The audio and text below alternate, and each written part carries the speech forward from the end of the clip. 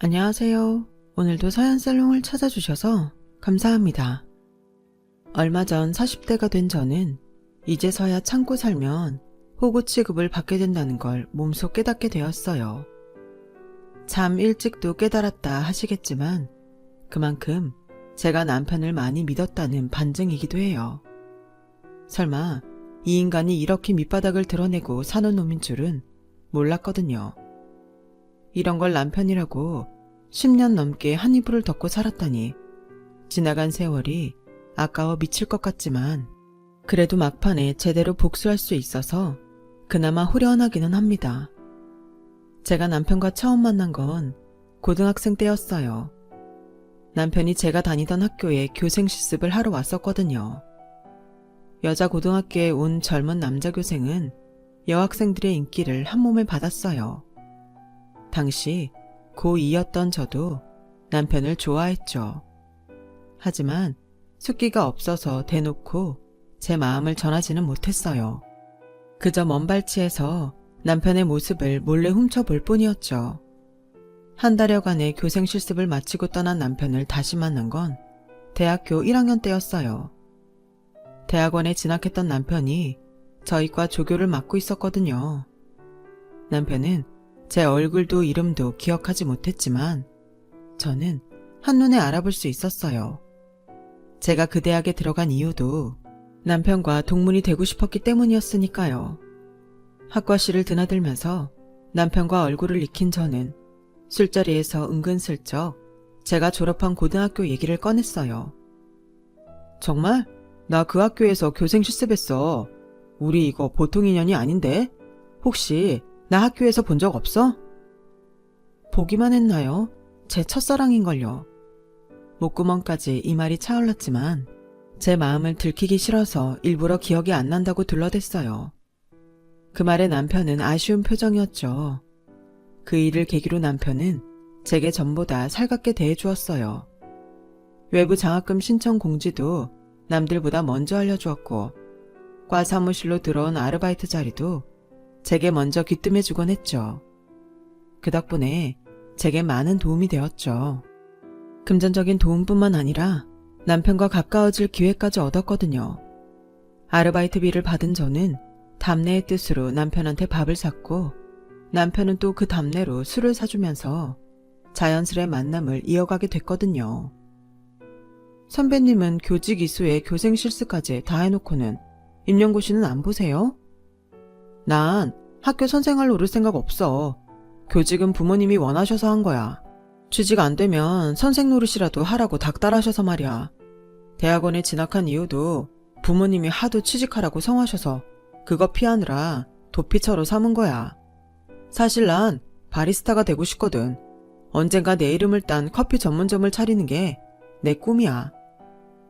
당시엔 바리스타라는 직업이 생소했던 탓에 그게 뭐라는 건지 정확히 알지는 못했지만 커피랑 관련된 거라는 건 어렴풋이 알 수 있었어요. 이렇다 할 꿈도 없이 첫사랑을 따라 대학과 학과를 정했던 저와는 달리 꿈이 있는 선배가 멋져 보였어요. 그런데 참 인간이 간사하더라고요. 사귀기 전에는 남편의 사소한 것조차도 좋게만 보이더니 막상 사귀고 몇 년 지나니까 그제야 단점이 보이기 시작하는 거예요.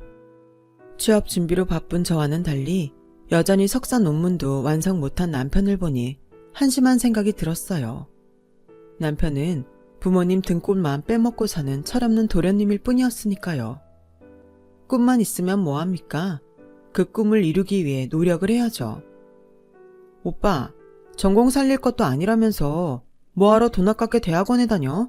그리고 논문은 왜 안 쓰는 건데? 기왕 석사과정 밟았으면 논문 패스는 해야 할 거 아냐. 설마 그냥 수료로 끝내려는 거야? 학위 안 딸 거면 차라리 부모님께 오빠가 하고 싶은 게 뭔지 말씀드리고 도움을 받든 아니면 가감히 포기하고 취직을 하든 선택해야지. 언제까지 인생을 낭비할 거야. 오빠, 내일 모레면 30이야. 더 늦으면 취직도 힘들다고. 야, 너까지 날 들들 볶을 셈이냐? 집에서 부모님한테 당하는 것만으로도 골이 지끈거릴 지경인데 내 인생 내가 알아서 해. 넌 네 인생이나 신경 쓰라고.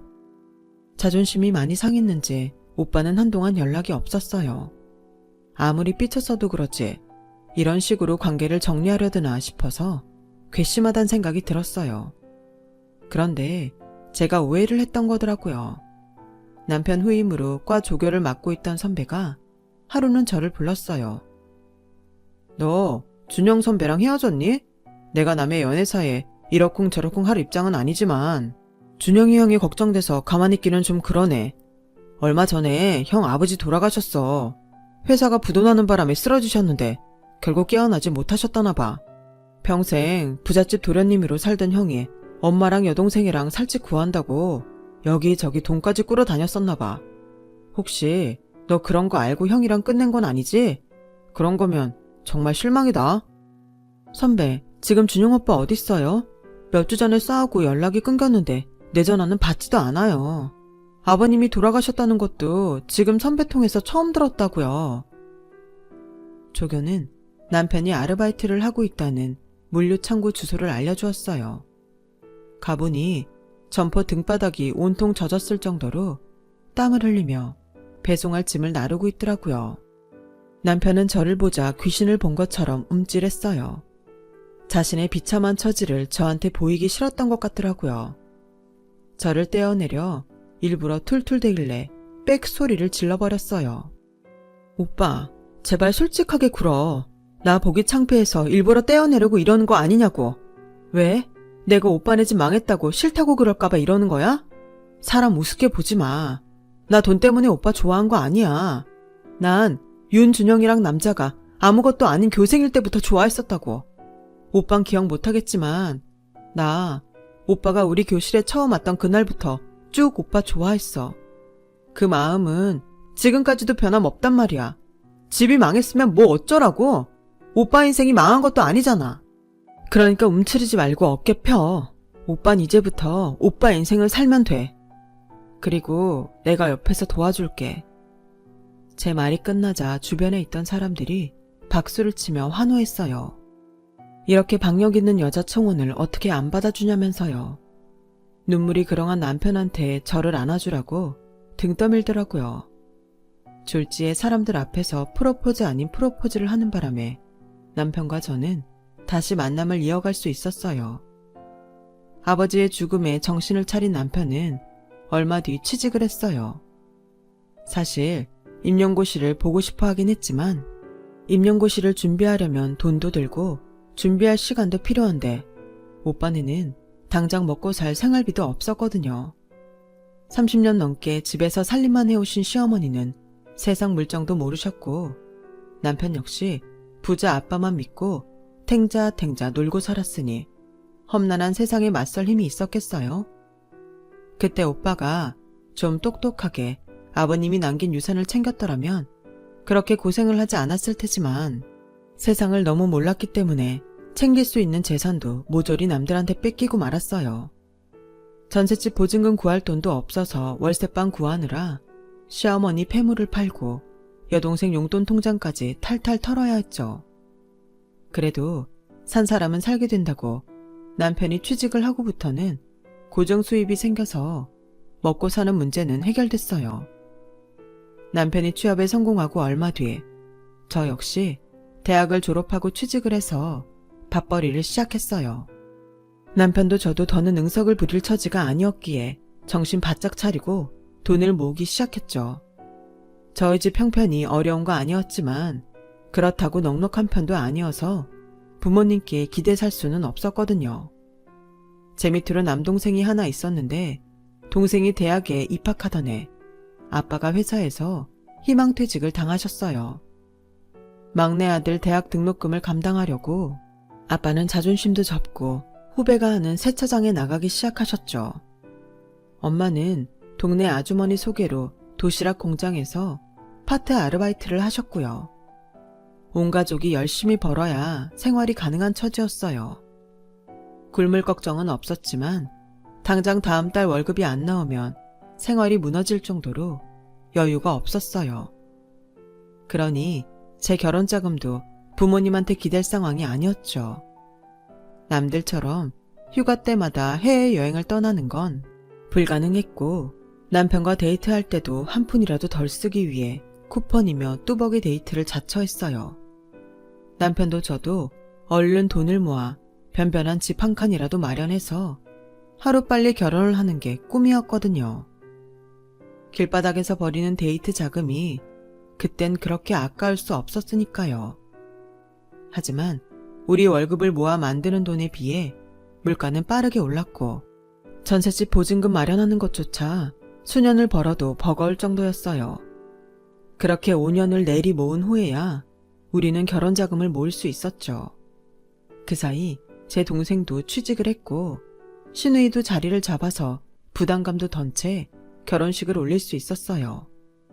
한 푼 두 푼 모아서 마련한 신혼집에 인터넷 최저가로 구입한 살림살이는 우리 부부가 지난 5년간 노력한 땀의 결실이나 마찬가지였죠. 원래 쉽게 얻은 것보다 어렵게 얻은 게 더 소중한 법이잖아요. 집안 청소를 할 때마다 내 살림살이 하나하나가 귀하고 소중했어요. 결혼하고 이듬해 아들을 낳은 저는 3개월간 출산휴가를 받았어요. 출산을 경험한 선배들 말처럼 3개월이 쏜살처럼 빨리 지나가더라고요. 익숙하지 않은 육아에 몸은 지치고 다시 회사에 복귀를 하려면 몸도 만들어야 하는데 시간이 기다려주지 않는 것 같았죠. 임신 중에 부른 살은 안 빠지고 화장도 안 먹을 정도로 얼굴은 푸석, 몸 사이즈가 변해서 당장 회사에 입고 나갈 옷도 마땅치 않았어요. 하나부터 10까지 저를 주저앉게 만들려고 작정한 것처럼 보여서 우울하고 많이 힘들더라고요. 애 낳고 직장 생활하는 여자들이 그렇게 대단하게 보인 적도 없네요. 결혼 전에는 출산휴가를 받고 쉬는 동료들이 부럽기만 했는데 절대로 부러워할 일이 아니었죠. 그래서 자신이 똑같이 당해봐야 그 고통을 안다고 하는 모양이에요. 회사 복귀를 앞두고 친정엄마가 다려다 준 호박즙을 주구장창 먹고 혹독한 체중 조절을 감행한 덕분에 무사히 회사 복귀는 할 수 있었어요. 하지만 젖이 돌아 블라우스에 얼룩이 생기기 일쑤고 친정엄마한테 맡기고 온 애가 걱정돼 좀처럼 회사 일에 집중할 수가 없었어요. 혹여 회식 자리라도 생기는 날에는 말 그대로 전전긍긍할 수밖에 없는 게 언젠가 어디서 읽었던 글귀의 내용과 꼭 닮아있더라고요. 직장에서 엄마의 태도란 직업 없는 여성처럼 아이를 기르면서 아이가 없는 사람처럼 일해야 한다. 당시 제 상황에 딱 맞는 말이었어요. 육아와 직장 생활을 병행하는 여성에겐 가혹한 현실이 화가 났지만 그렇다고 둘 중 어느 것 하나를 놓을 수 없는 처지라 막막함은 더했어요. 그때 친정엄마가 없었다면 어쩔 뻔했을까 아찔하기만 해요. 복귀를 하고 첫 급여를 받은 날 엄마한테 드릴 용돈을 따로 챙기고 있는데 남편이 그건 어디다 쓸 거냐고 묻더라고요. 내가 전에 말했잖아. 엄마가 재민이 봐주시는데 용돈 정도는 드려야 할 것 같다고. 베이비시터만큼은 못 드려도 100만 원은 드려야 할 것 같아. 뭐? 100만 원? 자기 월급이 얼마나 된다고 100만 원이나 드려. 한 20만 원 정도 용돈으로 드리면 되지 않을까? 남도 아니고 외손주인데 돈 보고 봐주시는 건 아니잖아. 순간 그 말에 화가 치밀어 올랐어요.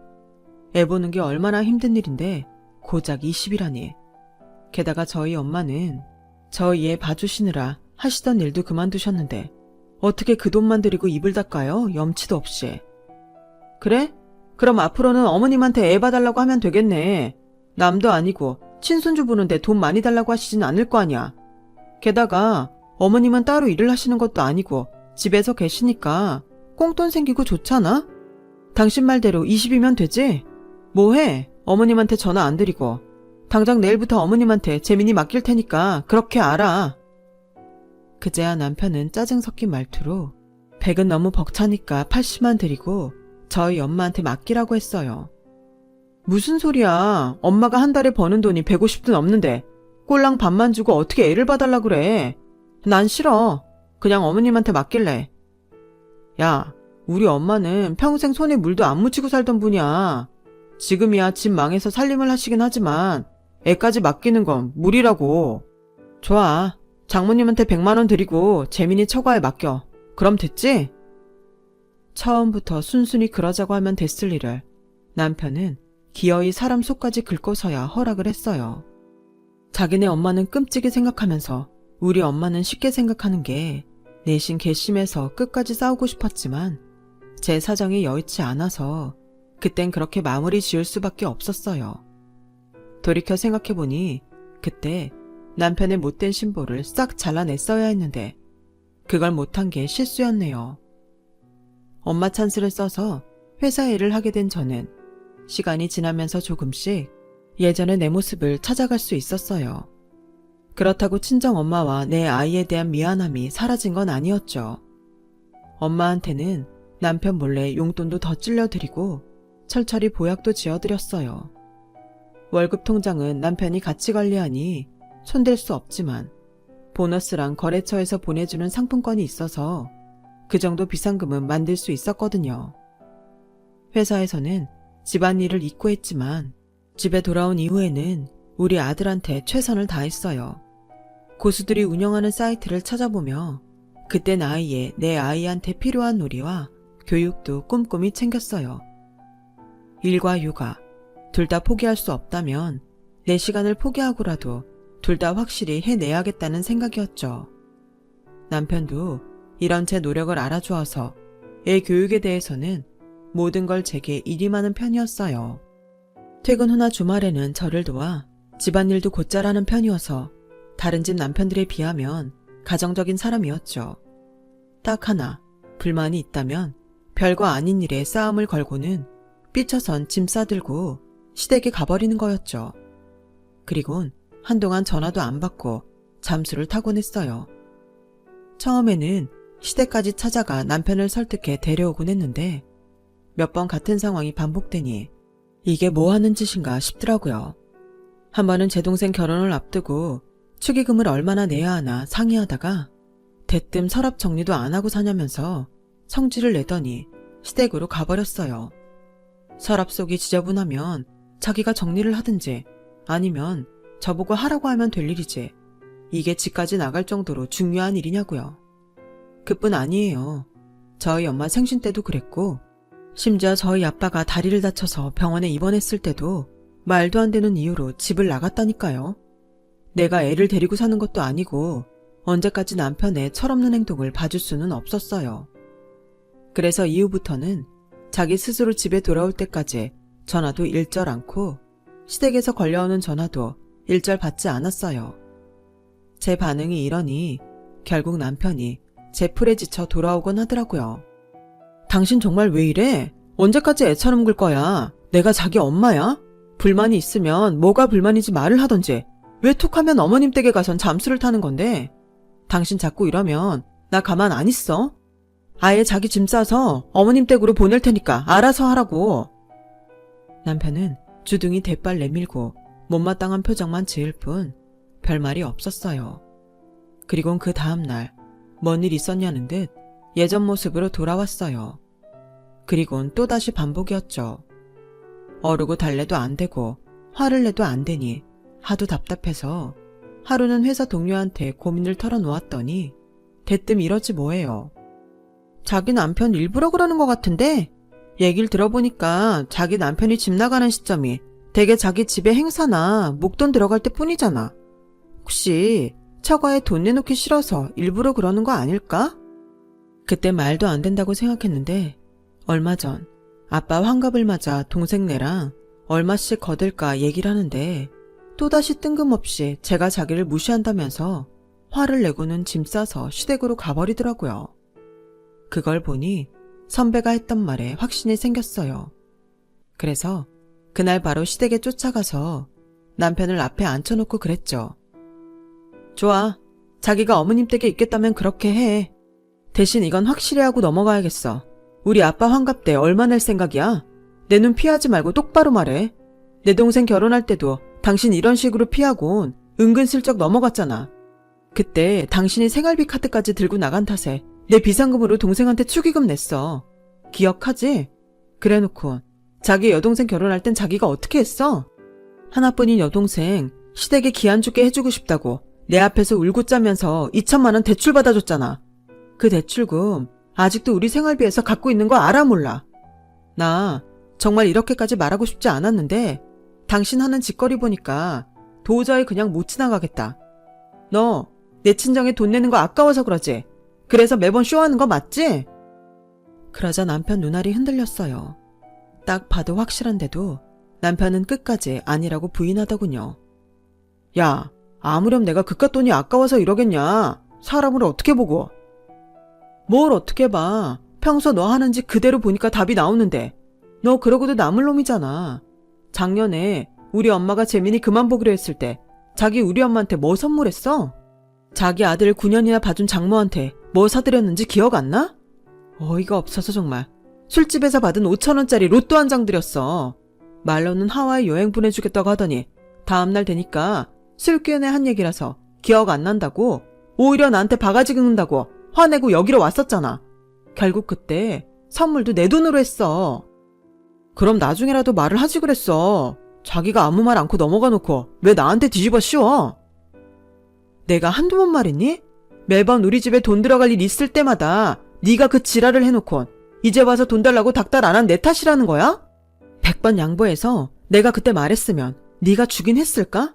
명절에 니네 집에 과일 싸갈 때는 굵고 값비싼 거 사가고 우리 집에 갈 때는 거래처에서 들어온 선물 재탕해서 들고 가는 놈이 설마. 내가 그동안 너 그러는 거 보면서 열뻗친 게 한두 번이 아니었지만 애 보는 앞에서 지 아빠 창피 주기 싫어서 꾹 참았어. 차라리 내 부모는 내 돈으로 더 좋은 과일 사다 드리고 만다고 생각했다고. 근데 더는 안 되겠다. 넌 불쌍하게 생각해줄 가치도 없는 쫌팽이 새끼일 뿐이니까. 끝내는 마당에 내가 하나 충고할게. 니네 부모가 그렇게 귀하면 앞으로는 네 손으로 효도해. 괜히 남의 집 딸 손 빌어서 너 대신 네 부모한테 효도시키지 말라고. 그리고 똑똑히 알아도 우리 끝낼 땐 그동안 네가 니네 집에 퍼부은 돈만큼 뱉어내야 한다는 걸 말이야. 그리고 우리 엄마가 재민이 봐준 육아비용도 시가대로 제대로 쳐서 지불해야 할 거야. 네 놈이 치졸하게 안 내놓고 뜯어먹은 돈 하나도 안 빼고 다 받아낼 테니까 지갑 열어놓고 기다려. 알았어? 대문을 쾅 닫고 시댁을 나온 저는 하도 화가 나서 엉엉 울면서 집까지 왔어요. 그간 참고 살아온 대가가 고작 이런 건가 생각하니 억울하고 분통이 터졌어요. 그렇다고 누구한테 하소연하기도 힘들었어요. 누가 시켜서 한 결혼도 아니고 내가 직접 나서서 한 결혼이니 누구 탓을 하겠어요. 다 제 탓이죠. 한참을 울고 나니 하도 울어서 푸석해진 얼굴로 어떻게 집에 가나 걱정이 되더라고요. 그래서 차 안에 앉아 화장을 고치고 집으로 들어갔는데 웬일로 엄마 아빠가 저희 집에 와 계시더라고요. 엄마는 저를 보자 달려나와 얼싸안곤 횡설수설을 하셨어요. 도대체 뭔 소린가 싶어서 아빠한테 물었더니 아빠가 그러시는 거예요. 일전에 윤서방이 네 엄마한테 준 복권 말이다. 그게 글쎄 당첨이 됐지 뭐냐? 여보, 가만히 있어 봐요. 내가 직접 얘기할 테니까. 그때 받은 복권을 코트 주머니에 넣어두곤 깜빡했지 뭐니. 드라이클리닝 맡기려고 꺼냈다가 오늘에서야 봤잖아. 날짜도 지난 거라 그냥 버릴까 했는데 네 아빠가 버리기 전에 번호나 한번 맞춰보자고 해서 봤더니 세상에 1등이란다 1등. 근데 윤서방은 언제 온다니? 이 기쁜 소식을 알려줘야 될 텐데 윤서방한테는 얼마를 떼어줘야 하려나? 엄마, 그런 거 없어. 그건 전부 엄마가 다 가지면 돼. 자세한 건 나중에 얘기할 테니까 당첨금 나눠줄 생각은 안 해도 돼. 한참 기뻐하시던 부모님은 굳어있는 제 표정을 보시고는 무슨 일이 있다는 걸 아셨는지 댁으로 돌아가셨어요. 그리고 다음날 회사로 남편이 찾아왔더라고요. 얼굴에 화색을 띠고 있는 게 분명 복권 소식을 듣고 온 것 같았어요. 아니나 다를까. 여보, 나 지금 회사에 사표 내고 오는 길이야. 재민이한테 다 들었어. 장모님 복권? 아니지. 내 복권 당첨됐다면서. 그것도 1등이라며? 이야, 윤영준 인생이 뒤늦게 꽃을 피우는구나. 당첨금 알아보니까 세금 떼고 17억 조금 넘던데 장모님한테는 얼마나 떼어드려야 하나? 한 1억 정도 드리면 되겠지? 솔직히 1억도 나니까 드리는 거야. 나 이참에 건물이나 하나 살까봐. 세 받아서 여행이나 하고 살면 좋잖아. 어때? 자기도 신나지? 이 인간이 떡 줄 사람 생각도 않는데 웬 김칫국을 사발로 마시고 있대? 그게 어떻게 당신 복권이야? 기억 안 나? 자기가 우리 엄마한테 재민이 키워준 보답이라고 줬잖아. 줬으면 그만이지. 왜 이제 와서 헛소리를 짓거리고 있어? 사표냈다고? 멍청한 짓 했네.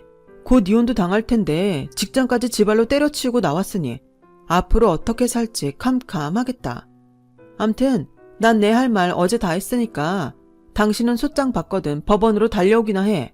끝까지 구차하게 이혼을 하느니 마느니 눈물 콧물 짜고 빌 생각 말고 우리 쿨하게 헤어지자. 뭐 이제 자기는 직장도 없으니 재민이 양육권 가져가겠다는 소리 못하겠네. 그건 고맙게 생각할게. 그럼 법정에서 보자고. 남편은 말도 안 된다며 저희 친정에 찾아가 복권을 돌려달라고 때를 썼고, 저를 통해 모든 얘기를 들은 아빠는 괘씸한 사위한테 문도 열어주지 않았어요. 상황이 이렇게 돌아가자 회사에 제출했던 사표를 돌려받으려 했지만 안 그래도 정리해고 중이던 회사에서 사표를 돌려줄 리가 없었죠. 결국 남편과 저는 이혼이 성립됐고 아들은 제가 키우게 됐어요. 재산분할도 하고 위자료로 그동안 남편한테 못 받은 돈도 제대로 쳐서 받아낼 수 있었어요. 남편은 끝까지 이혼을 원치 않는다고 항변을 했지만 재판에는 별 영향을 끼치지 못했어요. 얌생이같이 굴며 자기 이익만 탐하는 결혼은 지 혼자 하라고 하죠 뭐. 제 이혼과 달리 저희 부모님은 인생의 클라이막스를 달리게 되셨어요. 엄마가 복권 당첨금으로 제 남편이 그렇게 바라던 건물을 사서 건물주로 제2의 인생을 살게 되셨거든요. 물론 건물이라고 해봐야 도로 안쪽에 위치한 꼬마 건물이지만 부모님의 노후를 책임지기에는 충분했어요. 엄마 아빠는 오늘도 건물 청소를 하신다며 청소 도구를 들고 가셨어요.